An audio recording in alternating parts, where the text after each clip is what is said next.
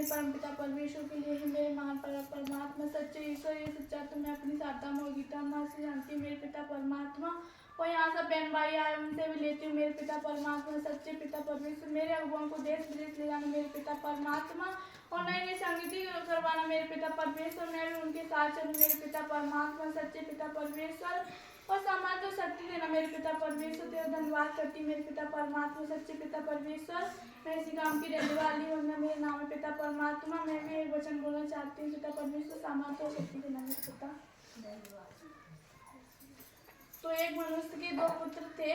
तो एक छोटा वाला पुत्र परमेश्वर से वो अपने पिता से कहने लगा कि पिताजी मेरे हिस्से में जो भी जायदाद पड़ रही हो मुझे मेरे हिस्से में दे दो। तो उसने कहा कि ऐसा क्या है। तो उसके पिता ने उसकी सब दोनों भाइयों की जायदाद तो बांट दी।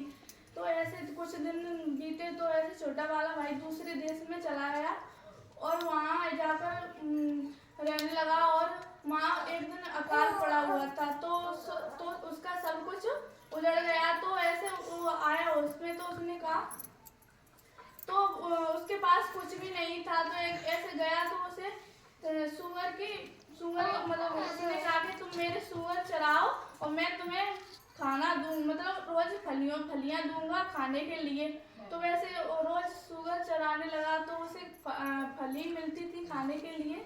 तो जब वो उसमें आया तो उसने कहा कि इससे तो बढ़िया मैं अपने पिता के ही घर था कि जो भी मेरे पिता के घर मजदूर थे उन्हें भी ये फली नहीं मिलती थी खाने के लिए जहाँ मुझे यहाँ फली मिल रही है। तो उसने सोचा कि क्यों ना मैं अपने पिता के घर ही लौट कर चलूँ। तो ऐसे वो गया अपने पिता के घर लौटकर। तो उस पिता ने कहा कि मेरा खोया हुआ पुत्र वापस आया है। तो उसने कहा कि उसने बहुत सारे ढोल मंजीरे ऐसे बजवाए कि मेरा खोया हुआ पुत्र आया है। और उसने कहा तो ऐसे बड़ा वाला भाई कहने लगा कि मैंने तुम्हारी हर एक बात नहीं टाली और मैं तुम्हारे पास रहा तब तक तुमने मेरी इतना मेरे साथ खुशी नहीं मनाई कि इसके साथ मना रहे। उसने तो तुम्हारी सारी जायदाद कुकर में ऐसे घुमा दी। तो उसने कहा कि अपने बेटा से कौन ऐसे कर सकता है। तो उसने सबको ऐसे करवाया। तो कहने लगा आगे चल के धन्यवाद परमेश्वर का। इसमें बहुत अच्छा वचन है। ये मान लो अपने ऊपर है। यहाँ बोला गया है कि एक पिता था उसके दो बेटे थे। एक पिता के दो बेटे थे। तो एक बेटा तो बढ़िया था बड़ा वाला लेकिन छोटा था तो बदमाशी करता था थोड़ा सा लड़ गया भिड़ गया। और पिता से उसने बोला कि पापा मेरी संपत्ति है तो मुझे दे दे मैं तेरे साथ न रहना चाह रहा हूँ। एक दिन लड़ाई करी 2 दिन करी 3 दिन करी। जब अतरा के अपन क्या बोलते कोई बात नहीं आज नहीं तो कल देना ये चलो हटा दो झंझट काट दो रोज रोज की लड़ाई ना रहे। उस पिता ने 2 हिस्से कर दिए अपनी संपत्ति की। बड़े वाले को बड़ी दे दी छोटे वाले को जितनी संपत्ति छोटे वाले को दे दी।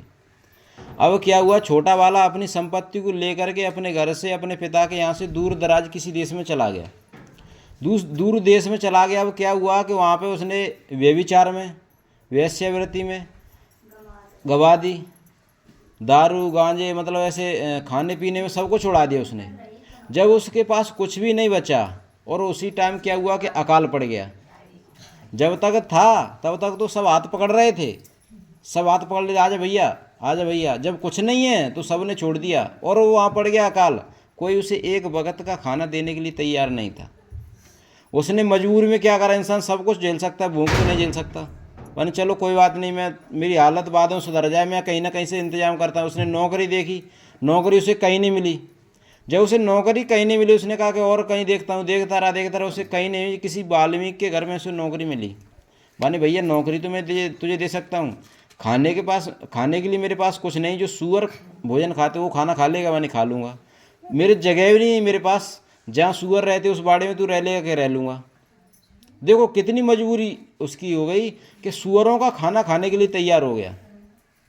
सूअरों का खाना खाने के लिए तैयार हो गया। तब उसने कहा कोई बात नहीं चल ठीक है भैया रह ले। और उसने वहाँ थोड़े बहुत दिन बिताए काटे सूअरों का खाना खाया सूअरों के बाड़े में रहा। कुछ दिनों के बाद उसे होश आया कि मैं अगर अपने पिता के घर में होता तो क्या ये सूअरों का मुझे खाना खाना पड़ता। नहीं ये सुअरों का मैं खाना खा रहा हूँ, मैं एक राजकुमार हूँ, मैं राजा का बेटा हूँ, मैं सुअरों का खाना खा रहा हूँ। और मेरे पिता के घर में जितने बेटा होते थे, जितने नौकर होते थे, जितने चाकर जो भी काम काज करने वाले थे, उनको भी ये सुअरों का खाना नहीं दिया जाता, उनको भी मुझसे अच्छा खाना दिया जाता था। मैं राजा का बेटा होकर के सुअरों के खाने को खा रहा हूँ। जब उसकी समझ में आया क्या करूँ ना, वो तो अपने पिता के पास ही चला जाऊँ और मैं माफ़ी मांगूंगा और मेरा पिता मुझे माफ़ कर दे, तो कम से कम नौकर की तरह तो मैं वहाँ रह लूँगा। और नौकर की तरह रहूँगा तो नौकरों जैसा खाना तो मिल जाएगा, सुअरों का खाना तो मुझे नहीं खाना पड़ेगा। उसके मन में क्या आया, उसका विचार बदल गया कि मैं अपने पिता के पास जाता हूँ। ये सत्संग का है, मन का है, हृदय का सत्संग है। अपन पाप में फंसे हैं, उल्टे सीधे कर्मों में फंसे हैं, अगर अपन इनसे निकल करके अपने सच्चे परमेश्वर के ओर अपन फिरेंगे, जिस परमेश्वर ने अपने संसार में भेजा है कुछ करने के लिए, अगर अपन उसकी ओर फिरेंगे तो परमेश्वर फिर अपन को ग्रहण करेगा, परमेश्वर फिर अपन को आशीष देगा, परमेश्वर फिर अपन को बरकत देगा। परमेश्वर अपन जो गड्ढे में चलेंगे उनमें से निकालेगा, कर्जों में से निकालेगा, बीमारियों में से निकालेगा, लड़ाई झगड़ों में से निकालेगा। नहीं, आज गवाहियाँ कैसे आती हैं कि हम घर में, मैं खुद अपनी गवाहियाँ देता हूँ कि मैं ऐसा इंसान था कि मैं ये सोचता था मैं पढ़ा लिखा इंसान हूँ, जबकि कुछ भी नहीं हूँ। और ये सोचता था तुम तो पागल हो, शारदा दीदी, गीता दीदी आ जाती हैं, एक टांग लो बैग, इनके पास कुछ काम नहीं है। लेकिन जब मुझे पता पड़ा कि वास्तव में ये सच्चे परमेश्वर का सत्संग करती हैं, तब परमेश्वर ने मुझे भी कुछ, मेरे ऊपर भी कुछ कृपा हुई परमेश्वर की, तब मैं परमेश्वर की आज खोज कर रहा हूँ। परमेश्वर खुद कहता है मेरे धर्म और राज्य खोज करो, दुनिया की हर एक वस्तु, एक नहीं हर एक वस्तु। नहीं, मुझे तो खेत लेने की ज़रूरत है, घर लेने की ज़रूरत है, मकान की ज़रूरत है, पोए पशु की ज़रूरत है, ट्रैक्टर लेने की ज़रूरत है, गाड़ी लेने की ज़रूरत है, ऐसी एक भी ज़रूरत नहीं। परमेश्वर कहता है जो भी ज़रूरत है हर एक वस्तु तुम्हें पीछे पड़ के मिलेगी, तुम मेरे धर्म और राज्य खोज करो। और उस बेटा ने क्या किया, वहाँ से मन फिरा करके चल दिया कहाँ, अपने पिता की ओर। और पिता ने दूर से ही देखा, और वो तो रोज़ बाट जो रहा था, बाट निहार रहा था कि मेरा बेटा एक न एक दिन मन फिरा करके आए। उसी तरीके से परमेश्वर हमारी और तुम्हारी ओर देख रहा है कि मेरे बेटा और मेरी बेटी जो दूर चले गए, जो उल्टे मुझसे मुकर गए, मुझसे फिर गए हैं, वो किसी न किसी दिन मुड़ के मेरी ओर आए। और जैसे ही वो बेटा आया, पिता ने दूर से देखा और नौकर चाकरों से बोल दिया कि भाई ऐसे ऐसे ये चीज़ लाओ। और जैसे ही पिता के पास वो बेटा आया, पिता ने अपनी अंगूठी उतार करके उस बेटे के हाथ में पहना दी। इसका मतलब क्या है, उस पिता ने अपने सारे अधिकार उस बेटे को दे दिए थे जो उसके पास थे। उसी तरीके से परमेश्वर हमें भी सारे अधिकार, मैं किस लायक हूँ, आप किस लायक हैं, किसी के ऊपर हाथ रख दे तो हम क्या धर्मी इतने कि हम किसी को ठीक कर सकें? नहीं, हम जो पापी थे, परमेश्वर ने हमें अपने पास बुला करके हमारे सारे पापों को धो दिया और अपनी अंगूठी हमें पहना दी है। जैसे हमारा पिता काम करता था उसी तरीके से हम भी काम करें। समझ में आ रहा कि नहीं आ रहा? धन्यवाद परमेश्वर का।